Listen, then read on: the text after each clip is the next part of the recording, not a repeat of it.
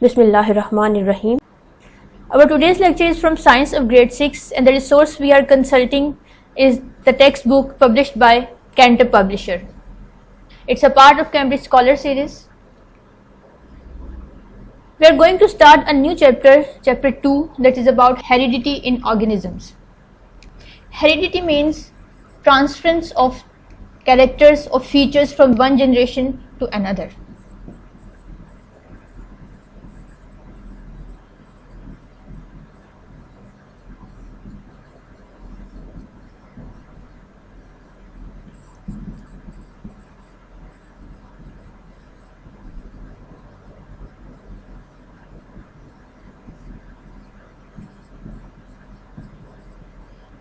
And in this chapter, we will study how the features just as height, hair color, hair type, eye color, even intelligence transfer from one generation or parent generation to their offsprings. All the living organisms transfer their features, their special characters to their offsprings, to the next generations. And that is how species are identifiable. Each species is separate from one another. And it is only due to the transference of special features in generations. Our first lecture is about DNA and chromosomes. These are two special structures that are responsible for this transference. All the features that are included or transferred as inheritance are transferred through DNA. What is DNA? How does it look like? How does it behave? We'll discuss in this chapter. The SLO that supports our lecture 1 is SLO 2, identify DNA and chromosomes in the cell diagram. Here we are again studying the SLO 2 first of all, and we are just ignoring SLO 1 for the time being. Question arises why we are studying the question 2 with SLO 2 before SLO 1. The reason is mitosis and meiosis are two processes of cell division.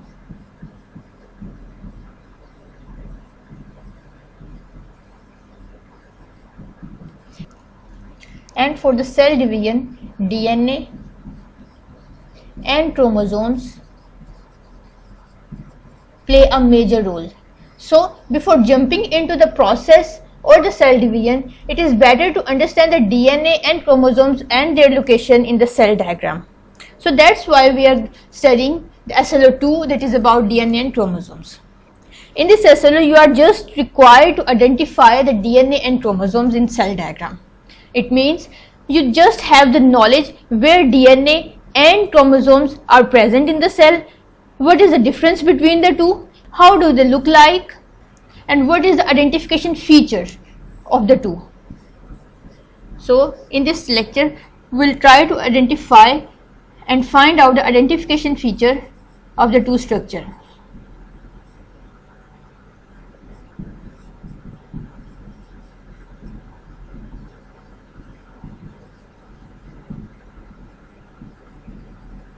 If you open your textbook at page 24 and page 25, you will find the topic 2.2 DNA and chromosomes in a cell. Here is a description and detailed structure of chromosomes and DNA as well as gene given in the book. You are not required to memorize all these things. It is just for your information.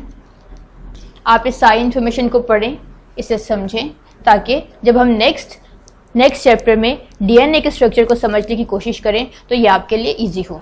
लेकिन आपने अपने SLO पे focus करना है जो ये कहता है कि आपको सेल में पता होना चाहिए कि एक सेल के अंदर डीएनए और न्यूक्लियस कहाँ प्रेजेंट है, इन दोनों में क्या डिफरेंस है, इनका आइडेंटिफिकेशन फीचर क्या है, और हम अपने इस लेक्चर में भी इसी बात पे फोकस करेंगे. अगर हम सेल की डायग्राम देखें, ये आपके सामने एनिमल सेल है.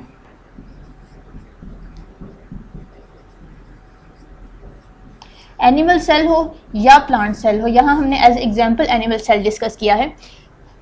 दोनों सेल्स में न्यूक्लियस प्रेजेंट है, क्योंकि दोनों यूकैरियोटिक लिविंग ऑर्गेनिजम्स के सेल हैं, लिहाजा दोनों में न्यूक्लियस प्रेजेंट है.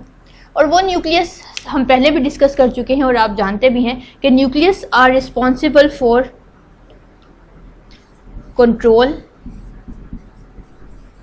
Coordination,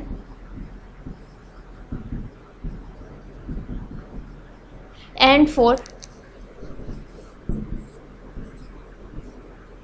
genetics. जेनेटिक्स का मतलब ये है कि तमाम फीचर्स एक इंडिविजुअल के न्यूक्लियस में इनकोड होते हैं, लेकिन न्यूक्लियस का सारा न्यूक्लियस जेनेटिक फीचर्स के लिए स्पेसिफाइड नहीं है, बल्कि न्यूक्लियस के अंदर कुछ ऐसे स्ट्रक्चर्स प्रेजेंट हैं जो जेनेटिक इंफॉर्मेशन को अपने अंदर स्टोर करते हैं और at the time of cell division, at the time of meiosis, they transfer it to the next generation. तो न्यूक्लियस के अंदर अगर आप इस न्यूक्लियस को अंडर द माइक्रोस्कोप देखेंगे तो आप इसमें बहुत माइन्यूट सी थिन थ्रेड लाइक स्ट्रक्चर्स दिखाई देंगे, कुछ इस तरह के, जो कि आम हालात में आइडेंटिफाइएबल नहीं होते। ये थ्रेड लाइक स्ट्रक्चर्स असल में क्रोमोसोम होते हैं। ये क्रोमोसोम अब सिर्फ उसी वक्त विजिबल होंगे जब सेल डिवाइड करेगा।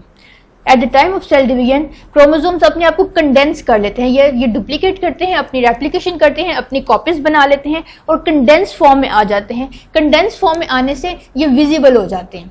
अगर आप इनको सेल डिवीजन के अलावा रेगुलर देखेंगे तो ये बिल्कुल थ्रेड लाइक स्ट्रक्चर्स दिखाई देंगे और इनके स्ट्रक्चर को आइडेंटिफाई करना पॉसिबल नहीं रहेगा। ये क्रोमोसोम है, क्रोमोसोम हमेशा पेयर फॉर्म में प्रेजेंट होते हैं, यानी ये दो की पेयर, दो की फॉर्म में होते हैं।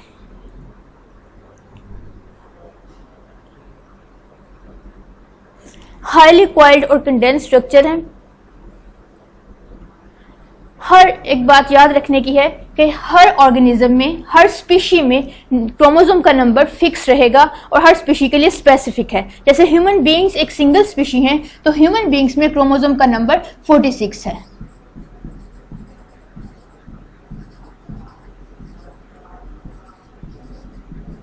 यानी इनमें 46 क्रोमोसोम्स हैं जो कि 23 पेयर्स की फॉर्म में प्रेजेंट है।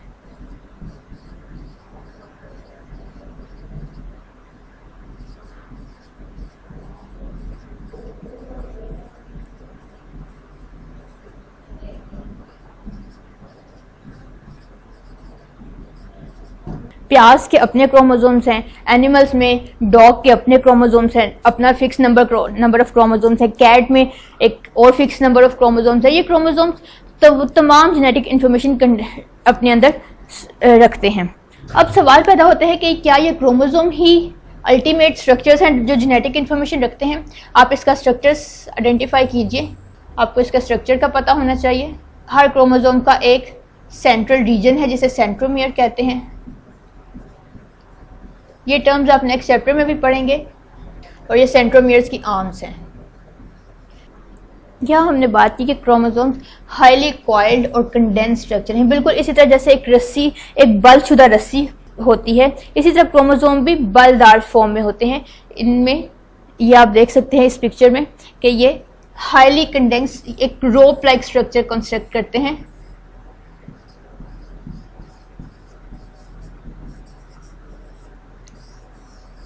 ये इनकी कंडेंस्ड फॉर्म है। ये क्रोमोसोम था, क्रोमोसोम का एक छोटा सा पार्ट हमने लिया, उसको जूम करके आपको दिखाया, जो कि इसके कॉइल्स आप देख सकते हैं कि ये किस कलर कंडेंस है। इन्हीं को अगर हम अनकॉइल करेंगे तो ये कुछ इस तरह का स्ट्रक्चर बनाएंगे। ये वो क्रोमोसोम है जो एक्चुअली में इस तरह का स्ट्रक्चर अनकॉइल करने की सूरत में आपको मिलेगा। ये जो आपको एक क्रोमोसोम में राउंड सर्कुलर स्ट्रक्चर्स दिखाई दे रहे हैं, ये प्रोटीन्स हैं, प्रोटीन के स्ट्रक्चर्स हैं।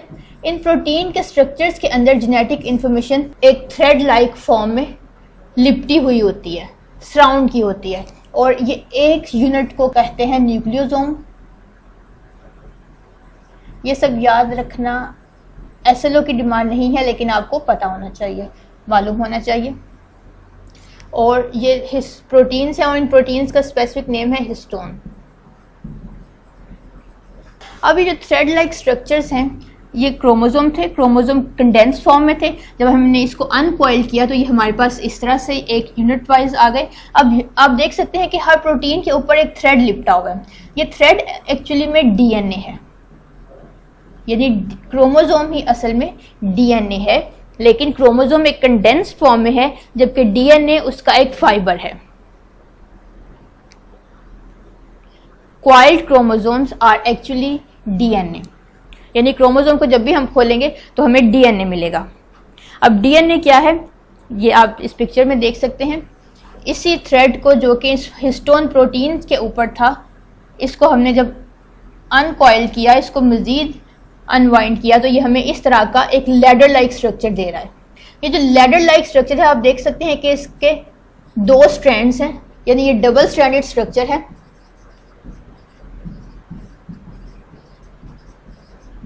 और इसकी अरेंजमेंट लैडर लाइक, यानी एक सीढ़ी की तरह ये अरेंज किया हुआ है। ये असल में डीएनए है सारा। ये जो थ्रेड लाइक स्ट्रक्चर, जो लैडर लाइक डबल स्ट्रैंडेड है, ये एक्चुअली में डीएनए है। डीएनए एब्रिविएशन है डीऑक्सीराइबोन्यूक्लिक एसिड की, और डीएनए में ही तमाम जेनेटिक इंफॉर्मेशन एनकोडेड हुए हैं। ये तमाम जो थिन थ्रेड आप देख रहे हैं, ये डीएनए, और डीएनए का एक स्पेसिफिक पार्ट, डीएनए का कुछ पार्ट जिसमें एक सिंगल इंफॉर्मेशन होती है, वो एक जीन है। जीन्स भी डीएनए का ही स्पेसिफिक पार्ट है, लेकिन वो एक स्पेसिफिक इंफॉर्मेशन के लिए एनकोडेड है। यानी अगर डीएनए के इस पार्ट में हेयर कलर की इंफॉर्मेशन है तो ये हेयर कलर की जीन है। नेक्स्ट पार्ट में अगर हाइट की इंफॉर्मेशन है तो ये हाइट की जीन है। उससे नेक्स्ट पार्ट में अगर आई कलर की इंफॉर्मेशन है तो ये आई की जीन है। So genes are the part of DNA encoded a specific message, encoded a specific features. So अब आपको ये रिलेशनशिप क्लियर हो गया होगा कि न्यूक्लियस में क्रोमोसोम्स प्रेजेंट हैं। क्रोमोसोम्स क्वाइल्ड, हाईली क्वाइल्ड और थिन स्ट्रक्चर्स हैं। ये इन क्रोमोसोम्स को जब अनवाइंड किया जाता है तो हमें डीएनए मिलता है। DNA double stranded ladder like structure है, और डीएनए का स्पेसिफिक पार्ट जो एक स्पेसिफिक इंफॉर्मेशन अपने अंदर लिए होता है, जीन कहलाता है। इसको इस डायग्राम के थ्रू ज़्यादा क्लियरली हम डिस्क्राइब कर सकते हैं that a nucleus contain chromosomes. Chromosomes are found in pair, always in pair. They are visible only at the time of cell division. Chromosome is when uncoiled or unwind, it gives us the DNA. ये तमाम reason DNA का है, और DNA histone proteins के ऊपर, histone proteins हैं, protein units हैं, protein के ऊपर लिपटा हुआ होता है एक धागे की तरह। डीएनए का स्पेसिफिक पार्ट जो कि स्पेसिफिक इंफॉर्मेशन लिए होता है, ये सारा डीएनए आप देख सकते हैं। डीएनए का स्पेसिफिक पार्ट जो स्पेसिफिक इंफॉर्मेशन लिए होता है वो जीन कहलाता है।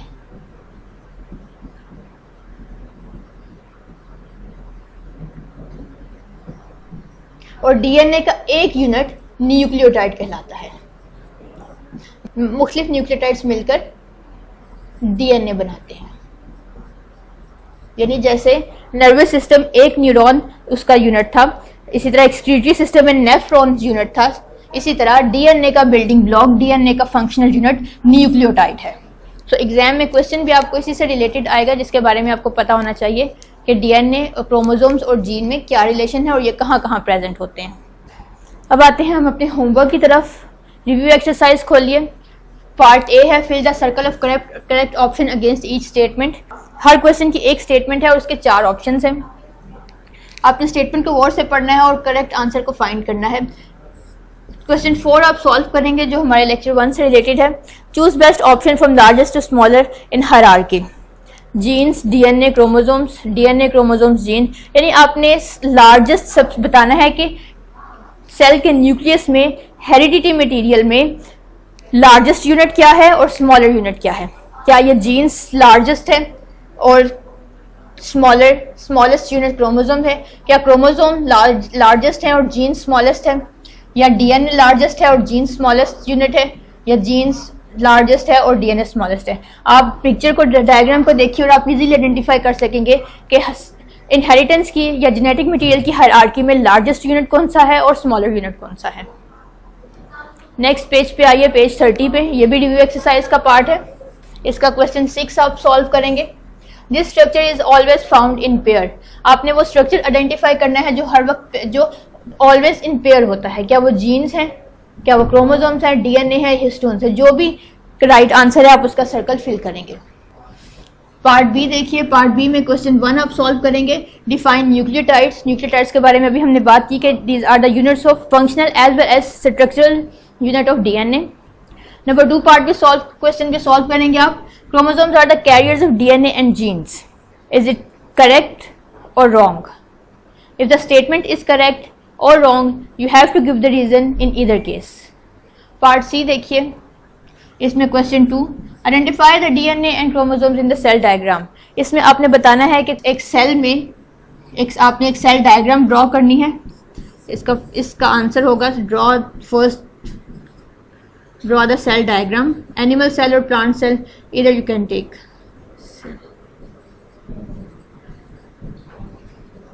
Draw nucleus,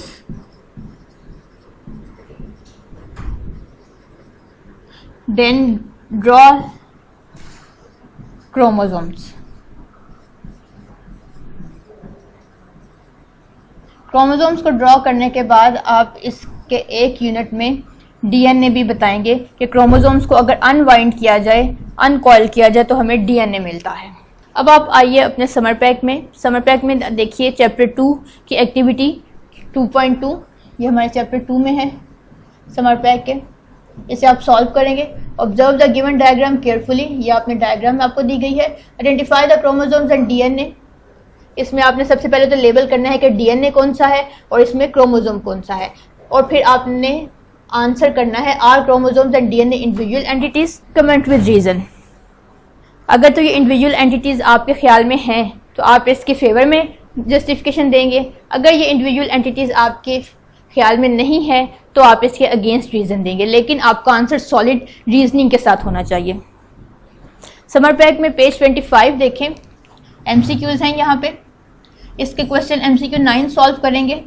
chromosomes are present in, आपने क्रोमोसोम्स की लोकेशन आइडेंटिफाई करनी है। साइटोप्लाज्म में होते हैं, सेल मेम्ब्रेन में होते हैं, न्यूक्लियस में या माइटोकॉन्ड्रिया में। जहां भी आपके ख्याल में क्रोमोसोम प्रेजेंट है आप उसको मार्क करेंगे और उसकी रीजन भी बयान करेंगे। फिर क्वेश्चन 10 भी आप सॉल्व करेंगे। Choose the heredity material from the following, इनमें से कौन सा स्ट्रक्चर, कौन सा एलिमेंट यूज किया जाता है for the transference of inheritance, जिसमें इनहेरिटिक जेनेटिक इन्फॉर्मेशन एनकोडेड है, वो स्ट्रक्चर आपने आइडेंटिफाई करना है। क्या वो नाइट्रोजनस बेसिस है, क्या वो डीएनए है, हिस्टोन प्रोटीन है, या वो न्यूक्लियस है। राइट आंसर चूज करने के बाद आपने उसकी रीजन भी बतानी है कि ऐसा क्यों है।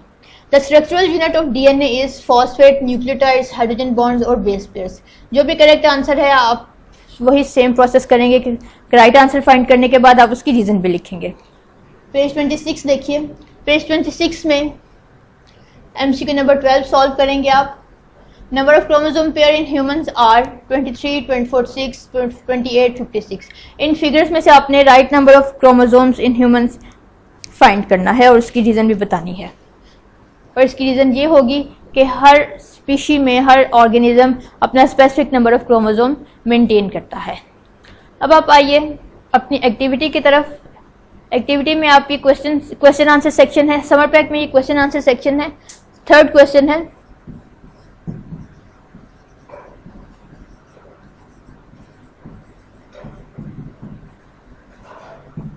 Draw an animal cell to show DNA and chromosome in its nucleus. इसका आंसर आप पहले भी कर चुके हैं, यहाँ आप उसे दोबारा सॉल्व करेंगे।